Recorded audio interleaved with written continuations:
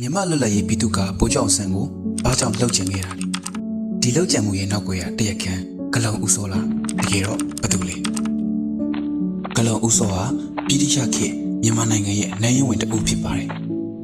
သူဟာအာဏာကိုအလွန်မမောပြီးမာမာနာကြီးသူလို့လည်းကြော်ကြပါတယ်ဗိုလ်ချုပ်အောင်ဆန်းရဲ့အောင်မြင်မှုလွှမ်းမိုးနိုင်မှုတွေအပေါ်သူဟာအမြဲတမ်းမနာလိုဖြစ်နေခဲ့သူပေါ့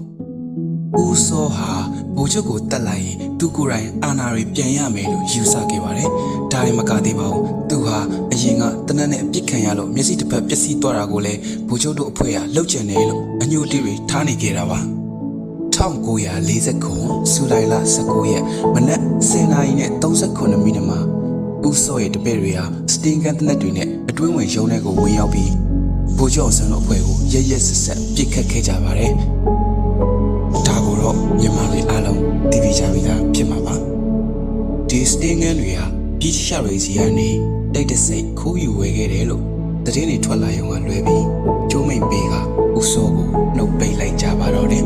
နောက်ဆုံးမှာတော့ဦးစောဟာဖမ်းဆီးခံရပြီးကျိုးပေးကွက်မြက်ခြင်းကိုခံခဲ့ရပါတယ်ဒါပေမဲ့ဒီလောက်ကျန်မှုရဲ့နောက်ွယ်မှာပြည်ရှာရေးတကယ်ပဲပါဝင်ပတ်သက်နေသလားဂလုံဦးစောဟာထိုးကြွေးခံရတဲ့ပုံးတကောင်တတဘဝပဲလားဆိုတာကတော့ယနေ့အထိလျှို့ဝှက်ချက်တစ်ခုဖြစ်နေစေပါဒီလောက်ကျန်မှုရဲ့နောက်ွယ်မှာပြည်တိရှာတွေတကယ်ပဲပါဝင်ပတ်သက်နေသလား